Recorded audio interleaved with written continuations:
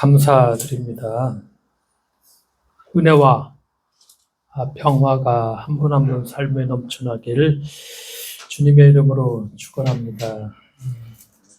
재즈, 색소폰 연주자 존 로바노, 사실 음악을 저는 잘 모르는데, 모른다기보다 못하죠. 노래도 못하고 악기도 다룰 줄 모르고 이론도 잘 모르고 더구나 평론도 마찬가지인데, 우리 교회가 뭐 악기도 여러 개를 다루는 것도 아니지만 수시로 악기를 가지고 연주를 하고 또 노래를 이렇게 자주 하기 때문에 그냥 관심을 갖게 되죠. 재즈 색소폰 연주자 존 로바노, 미국의 유명한 재즈 색소폰 연주자인데 후배 연주자들에게 기회 있을 때마다 그는 이렇게 당부합니다. 제발 외운 대로 연주하지 말고 들은 대로 연주하세요. 참 당부에 당부를 하는 존 로바노가 제발 외운 대로 연주하지 말고 들은 대로 연주하세요. 즉흥 연주를 주고받는 재즈 연주에는 잘은 모르겠지만 아마 여러 변수가 있다고 합니다. 그럴 것 같습니다. 가끔 들어보면은 연주자는 자신의 연주만 고집해서는 안 되고 함께 무대에 오른 연주자들과 당연히 호흡을 맞춰야 합니다. 동료 연주자가 지금 어떤 호흡으로 연주를 하는지 귀 기울여 들어야 하죠. 그래야 상대방의 연주에 호응하는 방식으로 연주할 수 있습니다. 같은 곡이더라도 누구와 연주하느냐에 따라 연주가 달라지죠. 심지어 같은 사람과 같은 곡을 연주해도 연주할 때마다 다른 연주가 된다는 거 우리도 느끼고 있죠. 곡을 연주하는 장소와 연주자의 기분에 따라 연주는 미묘하지만 아주 분명한 방식으로 달라집니다.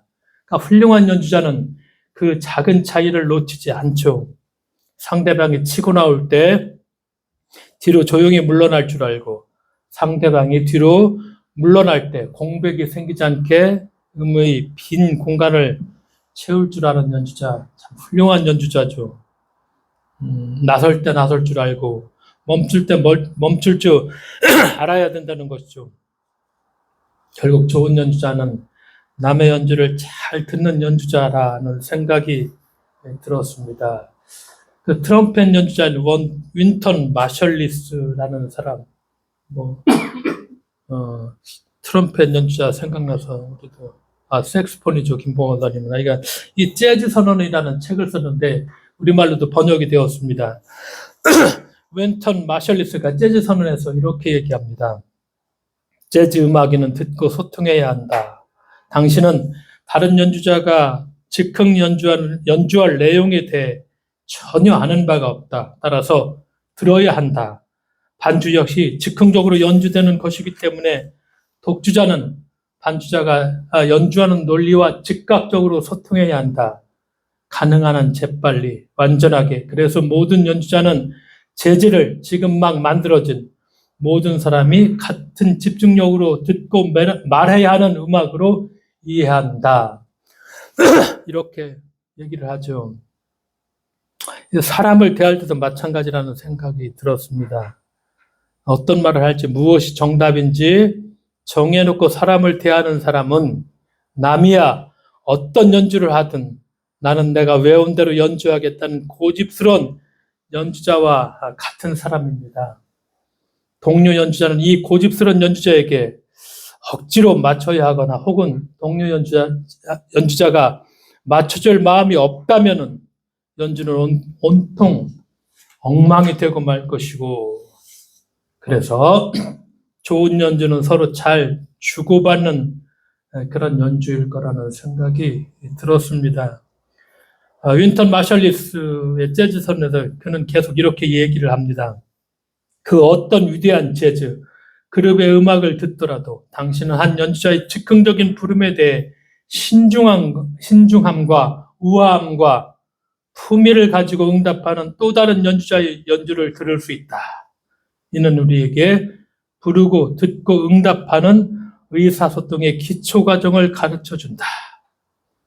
이 재즈 연주를 통해서 이분이 위대한 재즈 연주자인데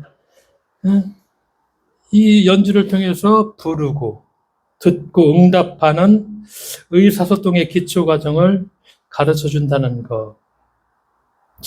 우리가 의사소통을 할 적에 우리는 또 어떤가. 그렇죠. 좋은 연주자는 상대방이 어떻게 연주하든 신중함과 우아함을 가지고 응답한다는 것.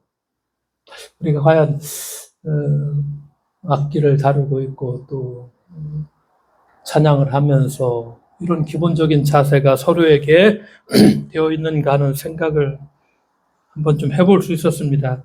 유명한 재즈 피아니스트 허비 행콕이라는 분이 있습니다. 찾아보니까 이분이 마일스 데이비스, 미국의 유명한 재즈 트럼펫 연주자죠. 데이비스는 마일스 데이비스를 회상할 때 자주 언급하는 이야기가 있습니다. 허비 행콕이 지금은 유명한 피아니스트인데 이분이 신인일 때가 있었습니다. 신인이었던 허비 행콕이 당대 최고의 트럼프 연주자였던 마일스 데이비스와 함께 무대에 올랐습니다.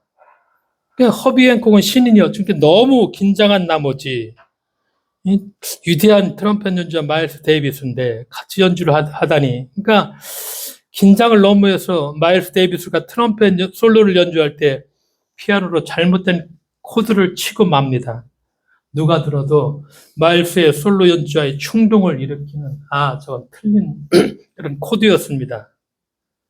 허비 행콕이 내가 거장의 솔로를 망쳤구나, 그냥 얼어버리고 말았습니다. 허비 행콕이.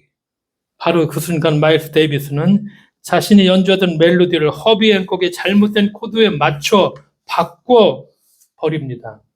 이 허비 행콕의 잘못된 코드가 맞는 코드처럼 들리도록 연주를 해줬던 것입니다. 마일스 데이비스와 같은 거장에게는 애초에 틀린 음악이라는 게 없었다는 것이죠. 마일스는 들리는 음악 하나하나에 집중하면서 자신이 예상하지 못한 음이 나오더라도 거기에 곧바로 맞춰서 연주에 갔다는 것입니다. 유심히 귀 기울여 듣고 들은 것에 즉각적으로 맞춰갈 수 있는 이 순발력과 유연성이 마일스 데이비스라는 거장이 가진 그런 힘이었다. 잘 모르지만 재즈에 대해서 그러나 이 재즈 음악에 대해서 음악만이 아니라 우리가 말하는 소위 의사소통에 관한 것, 내가 어떻게 들어야 되는가, 그렇죠? 이걸 우리에게 가르쳐주고 있다는 건 신앙인 우리들이죠. 공동체의 한 분 한 분들도 우리의 언어도 그렇게 유연하면 참 좋겠다 하는 생각. 목사도 마찬가지죠. 신학을 좀 배웠다고 그 신학에서 외운 대로 말하지 않고 사람의 말부터 곰곰이 들어본다는 거, 그런 태도를 먼저 갖는다는 거, 곰곰이 들어본 후에 생각하고 다 들은 후에 말해도 늦지 않다는 거.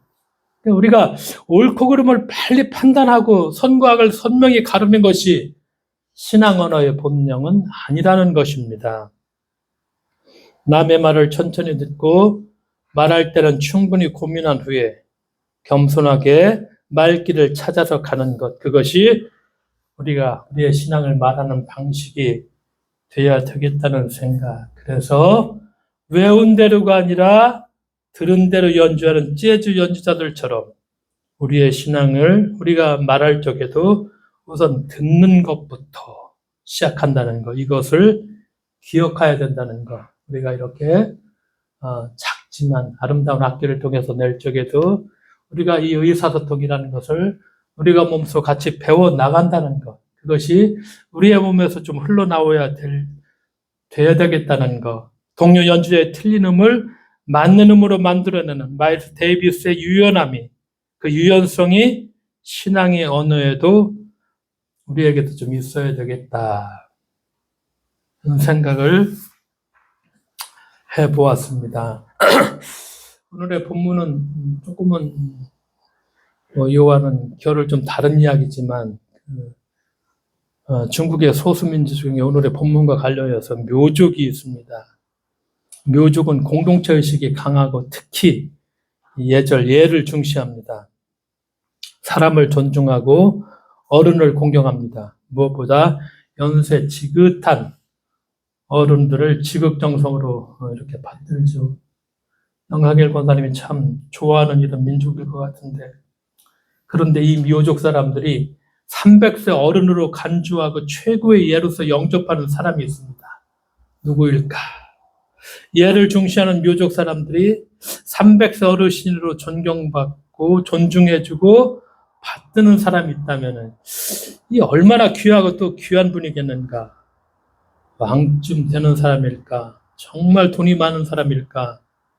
300사람은 이것은 인간의 한계를 뛰어넘는 그런 존재인데 무슨 반신반인이라도 되는 신선일까? 절대 그런 사람이 아니죠. 그 사람이 바로 누구냐? 바로 나그네 손님이라는 것입니다. 2004년인가 읽었던 책인데 프랑스 사람 베르나르 올리비에가 쓴 나는 걷는다라는 효용 출판사 난 책 1, 2, 3권 참 좀 짧은 책은 아닌데 근데 참 재미있게 읽었습니다. 이 베르나르 올리비에가 지금의 이스탄불이죠. 거기에서 이제 중국의 시안까지 실크로드 길이죠. 여기를 걸어가는 것입니다. 걸어서 이제 이스탄불에서 시작해서 이란을 거쳐서 투르크메니스탄, 우즈베키스탄, 키르기스탄, 중국의 시안까지 이르는 이 길을 걸어가는데 3년에 걸쳐서 이 책을 읽어보면은 그 당시 이 사람이 걸었던 그런 길이 지금은 다 이슬람 국가들이죠. 그 당시도 마찬가지지만 이 이슬람 국가의 그 시골길 정말 몇 채 안 되는 그런 마을 길을 걷고 걷는데 지금까지도 다 그 책을 읽으면서 기억에 남는 것은 그 이슬람 국가의 시골 마을 사람들이 베르나르 올리비에를 극진히 대접했다는 것. 참 나그네. 이분을 참 극진히 그렇게 받아들이고 같이 음식을 나눠주고 우리가 이슬람 사람들 어떻게 뭐 하든 그 9.11 테러 이후에 이슬람 사람들에 대한 어떤 생각을 우리가 좀 편향되게 갖고 있을 때가 많죠. 시골 사람들은 참 착하죠. 정말 지금도 중앙아시아 이런 데 시골에 가면은 나그네를 잘 대접하죠. 이 베르나르 올리비에의 글은 생생하게 느낄 수 있습니다. 그 사람이 경험했던 것을. 참 잘 그런 낯선 나그네를 대접했다는 거. 일반적으로 공동체의 결속력이 강할수록 다른 사람들에 대해서는 배타적이기 마련이죠. 그래서 이방인이나 떠돌이 나그네를 잘 받아들이지 않습니다. 받아들이지 않을 뿐 아니라 배척하고 혐오하죠. 그러나 이 묘족 사람들은 나그네를 손님을 최고의 예로 맞이합니다. 저번 주에도 광화문에서 집회가 바로 이런 낯선 나그네, 우리와 사람의 생각이 다른 어떤 좀 소수 약자들을 대접하고 그들을 보호하기보다는 그들을 어떻게 차별할 것인가, 그들을 어떻게 내쳐버릴 것인가, 이런 집회를 그렇게 많이 했다는 게 저는 참 여러 가지를 생각을 참 많이 했습니다. 나그네 약자를 무시하고 배척하는 것이 아니라 300세 어른으로 받들어 모시는 사람들, 참 따뜻한 사람들이죠. 그런데 이들이 떠도는 나그네 약자를 이렇게 환대하는 까닭은 무엇일까? 결국 그렇게 하는 것이 결국 자기 자신을 지키는 것이기 때문이라는 것입니다. 언젠가 그들이 자신들도 약자가 되었을 때 그때 자기들도 보호받을 수 있다는 것. 이걸 어떤 경험을 통해서 그렇게 알게 됐고 그래서 그렇게 실천한다는 것. 묘족뿐 아니라 같은 소수민족인 장족도 나그네를 잘 대접을 합니다. 자기 집에 한 집에 손님이 오면 온 마을 사람들이 자기 집에서 가장 잘하는 음식을 만들어 가지고 와서 대접한다는 것. 그렇게 작은 소수민족이 다른 사람을 지키면서 자기 자신을 지킨다는 것. 이걸 경험을 통해서 삶에 그냥 뼈저리게 느끼고 그렇게 실천한다는 것이죠. 약자를 보호함으로써 자기 자신을 지키는 이런 공동체야말로 진짜 품위 있고 아름답고 따뜻한 공동체가 아닐까 그런 생각을 하게 되죠. 오늘 창세기 본문이 그 이야기입니다. 아브라함과 세 나그네들 이야기. 엄청 더운 대낮이었죠. 얼마나 더운지 아브라함이 밖에 나가지 못하고 장막 입구에 앉아 있습니다. 그런데 고개를 들어서 딱 보니까 웬 사람 셋이 맞은편에 서 있죠. 낯선 나그네입니다. 이 뜨거운 대낮에 바깥에 나다니는 사람이니 그 몰골은 어땠을까? 얼마나 헤맸는지 당연히 발도 더럽고 차림새도 추레하죠. 행색을 보아하니 물 한 모금도 얻어먹지 못한 듯합니다. 아브라함이 어떻게 해야 할까? 그냥 고개 푹 숙이고 조는 척 외면하는 게 좋지 않을까? 그냥 앉아있을까? 정 마음이 쓰이면 물 한 바지나 물 한 바가지나 건네주는 것도 괜찮겠다. 아브라함은 어떻게 했을까? 오늘 보니까 보자마자 한 걸음에 달려나가죠. 그들을 맞이하며 절을 합니다. 그것도 그냥 땅에 탁 엎드려 절을 했죠. 그런 다음에 아브라함은 정중히 예를 갖추어서 그들을 청합니다. 자신을 보아서 그냥 지나가지 마시라고 오셔서 물을 가져다가 발을 씻고 나무꾼에서 좀 쉬시라고 간곡히 청을 합니다. 먹을 것도 좀 잡수시고 기분이 상쾌해진 다음에 떠나시라는 그런 것이죠. 그러자 나그네들이 허락을 하죠. 정 그렇게 하라고 하시면 사양하지 않겠습니다. 나그네들이 마지못해 허락하면서 한 이 말이 본문에 들어있죠. 나그네들이 허락하자마자 아브라함은 장막 안으로 뛰어들어가죠. 부인사라에게 빨리 고운 밀가루 세수라, 이 정도 반죽해서 빵을 구우라, 세수라. 잠빵 400개를 만들 수 있는 저 어마어마한 양인데 구우라고 얘기하죠. 그렇게 겁도 없이 부인에게 지시하고 나서 자신은 기름진 송아지 한 마리를 잡아 하인에게 요리를 시켜서 상을 차렸습니다. 상을 차렸는데 그야말로 상다리가 부러질 그런 지경이죠. 엉킨 젖, 치즈와 우유와 송아지 요리가 상에 올라왔죠. 물론 갓 구운 빵도 올라왔습니다. 그렇게 정성껏 차려놓은 음식을 나그네들이 먹는 동안에 아브라함은 어떻게 했을까? 성경에 있는 대로 그 상 곁에 서서 시중을 들었습니다. 아브라함이 무유족이 아니죠. 세상의 가장 배타적인 민족의 시조인 아브라함은 그렇게 나그네를 정말 300세, 500세 어른처럼 그렇게 받들여서 대접을 하죠. 근데 이 이야기가, 이 아브라함의 이야기가 무엇을 말하려는 것일까? 이 바로 19장에 가면은 누구의 이야기가 나오죠? 소돔의 이야기가 나옵니다. 그러니까 이 18장의 이 나그네 이야기와 19장 소돔의 이야기를 같이 연결해 보면은, 이 아브라함의 이야기를 통해서 성서 기자가 무엇을 얘기하는지 우리가 이해할 수가 있죠. 바로 뒤에 소돔에서는 무슨 일이 벌어졌는가? 저녁 때죠. 나그네 둘이 소돔에 찾아왔습니다. 하나님의 전사가 나그네의 모습을 떠돌아 그렇게 찾아온 것이죠. 아브라함은 뜨거운 대낮에 장막 어귀에 있었는데 아브라함의 조카로서는 선선하죠. 저녁에 소돔성 어귀에 앉아있다가 그들을 보았습니다. 그것도 마찬가지죠. 나그네를 보고 일어나서 맞이하며 얼굴을 땅에 대고 엎드려 청을 합니다. 그 나그네에게 집으로 들어오셔서 발을 좀 씻고 하룻밤 묵으시라고 그렇게 권유하죠. 나그네들이 그냥 길에서 묵겠다고 사양했지만 롯도 간절히 청해서 기어이 집에 모시고 급히 누룩 없는 빵을 구워서 상을 차렸습니다. 아브라함의 조카답게 롯도 나그네를 잘 대접했죠. 근데 그 다음에 문제가 생기죠. 롯의 집에 낯선 나그네들이 들었다는 걸 소돔 사람들이 다 알게 됐다는 것입니다. 근데 소돔 사람들이 어떻게 했을까? 그 뒤에 보면은 늙은이로부터 젊은이에 이르기까지 때로 몰려와서 이 롯의 집을 다 둘러싸죠. 그럼 왜 그렇게 때로 몰려왔을까? 그들도 나그네를 환영하려고 왔을까? 각각 자기 집에서 만난 요리라도 정성껏 만들어 가지고 온 것일까? 전혀 아니죠. 그들은 이 낯선 나그네를 희롱하고 학대하려고 왔습니다. 그러니까 고대 사회에서 누구나 나그네를 잘 대접했다는 거, 이건 아니라는 사실을 또 하나 우리가 확인할 수 있죠. 아브라함과 롯이 생각하는 나그네와 소돔 사람들이 생각하는 나그네가 얼마나 다른지 극명하게 갈라집니다. 아브라함과 롯에게 나그네는 존중하고 받들어야 될 300세 어르신 같은 사람들이었죠. 그러나 이 소돔 사람들에게 나그네란 마음대로 희롱하고 학대해도 되는 놀이개에 불과했습니다. 소돔과 고모라는 어떤 곳이었을까? 우리 잘 알죠. 정말 살기 좋은 곳. 창세기엔 아브라함과 조카 롯이 함께 다녔죠. 근데 많이 재산이 늘어났죠. 같이 살 수가 없어. 땅이 비좁아 서로 다툴 수도 있어. 아브라함이 먼저 권유하죠. 야, 우리가 이제 따로 떨어져 살아야 되겠다. 높은 곳에 올라가서 먼저 선택하라고 하죠. 땅을 두루두루 잘 살핀 다음에 그 다음에 이제 아브라함이 먼저 어른답게 롯에게 야 네가 먼저 선택해라. 네가 좌하면 성경에 있는 대로 나는 우하할 것이고 네가 우르라면 나는 좌할 것이다. 그렇죠?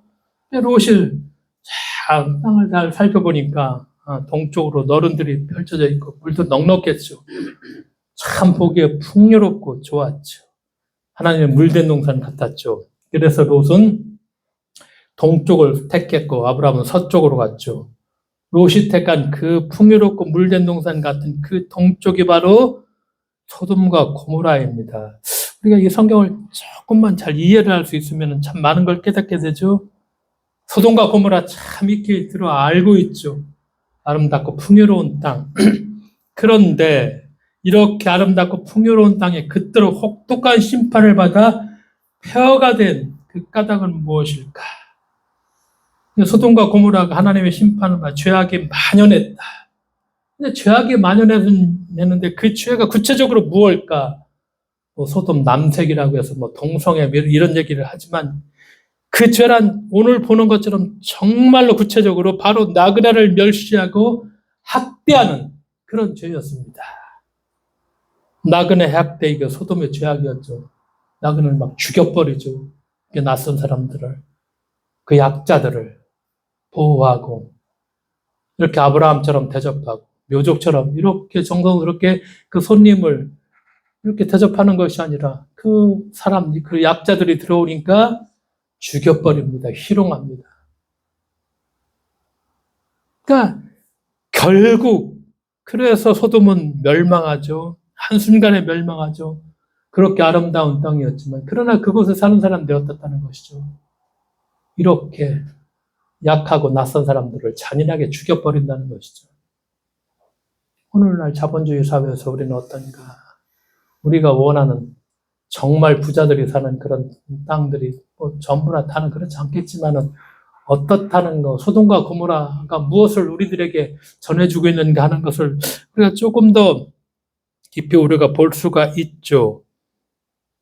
아브라함의 구원과 소돔의 멸망을 가르는 분위기가 바로 나그네 약자라는 거. 그래서 18장에 이렇게 아브라함이 나그네를 잘 대접하고, 그렇죠. 바로 이어지는 19장에 소돔과 고모라 사람들이 나그네를 희롱하고 학대하고 죽여버리니 그런 과정들을 통해서 하나는 멸망하고 아브라함을 통해서는 복을 얻게 되고, 그러니까 나그네를 어떻게 대해야 하는 것, 이것이 구원과 멸망을 가르는 시금석이 됐다는 것이죠. 나그네, 이방인을 존중하라는 것이 율법의 가장 기본적인 정신이죠. 이건 토라, 율법, 창세기, 출애굽기, 레위기, 민수기, 신명기, 토라 율법의 이 사실을 누누이 강조합니다. 출애굽기 22장 21절. 뭐 오경에 많은 수시로 나오는 얘기 중에 대표적인 얘기인데 너희는 너희에게 몸부쳐 사는 나그네를 학대하거나 억압해서는 안 된다. 너희도 이집트의 땅에서 몸부쳐 살던 나그네였다. 정체성을 얘기합니다. 이스라엘 민족 너희들의 정체성이 뭐냐? 너희들도 이거 어떻게 했느냐? 처음에 시작할 때 너희들이 어떻게 시작했느냐? 이집트 땅에서 몸부쳐 살았던 나그네였다. 이 정체성을 얘기해 줍니다. 그러면서 이스라엘 백성이 나그네를 보호해야 하는 까닭은 과거에 그들 자신이 이집트에서 떠돌아 다녔던 그런 나그네였기 때문이라는 것. 그 이외에도 뭐 이스라엘 역사가 그걸 보여주죠. 바벨론에서 심판당해서 바벨론에 다 끌려갔을 적에 거기서 또 떠돌아 다니는 나그네로 살게 되었고, 성서는 하나님의 학대받고 억압당한 나그네를 사랑하시고 지켜주시고 구원하시는 분인데 우리가 지금 보는 것처럼 이스라엘은 어떻게 살고 있는가, 또 그 이스라엘이 뭐 선민이나 되는 것처럼 우리가 보는 것처럼 얼마나 끔찍한 일을 지금 벌이고 있는가. 이스라엘 백성들은 자신들이 나그네였다는 역사적 경험, 그리고 하나님은 나그네와 이 떠돌이를 지켜주신다는 신앙 고백, 이것이 출애굽 신앙의 두 기둥이죠. 아, 너희들이 나그네였어. 근데 하나님은 이 나그네와 떠돌이를 지켜주시는 그런 분이 바로 야훼다. 이것이 출애굽 신앙의 두 기둥이죠. 그리고 이 출애굽 신앙이 이스라엘이 오경의 정신이 우리가 신약 성서에 보면 예수님을 통해서 정말 잘 드러나죠. 예수님은 어떤 분이셨는가? 이분이 나그네였죠. 태어나실 때부터 나그네로 태어나셨죠. 우리가 아는 것처럼 요셉과 마리아 자기 집이 아니라 그렇죠. 떠돌아 다른 데 가다가 방 한 칸 구하지 못하고 결국 말 구유에서 태어나셨다. 이렇게 고백을 하죠. 그래서 예수님은 일생 우리가 보는 것처럼 어느 한 곳에 머무르지 못하고 떠돌아 다녔죠. 여우도 굴이 있고 공중의 새도 깃들 곳이 있지만 인자는 머리 둘 곳이 없다. 이렇게 예수님은 자신을 나그네와 동일시하십니다. 그러면서 십자가에 달리시기 전에 마태복음 25장에서 최후의 심판 비유를 몇 가지를 말씀하시면서 양과 염소를 가르치죠. 그러면서 이 양의 무리에 선 사람들에게 말하죠. 너희는 내가 나그네로 있을 때 영접해 주었다. 여기서 뭐 예수의 의인의 뭐 피로 뭐 구원을 받느냐, 속죄함을 받느냐가 이것이 기준이 아니라 딱 하나 기준이죠. 최후의 심판을 얘기하시면서 십자가에 달리시는데 그 전에 바로 너희는 내가 나그네로 있을 때 영접해 주었다. 그러니까 그때 양의 무리에 선 사람들이 반문하죠.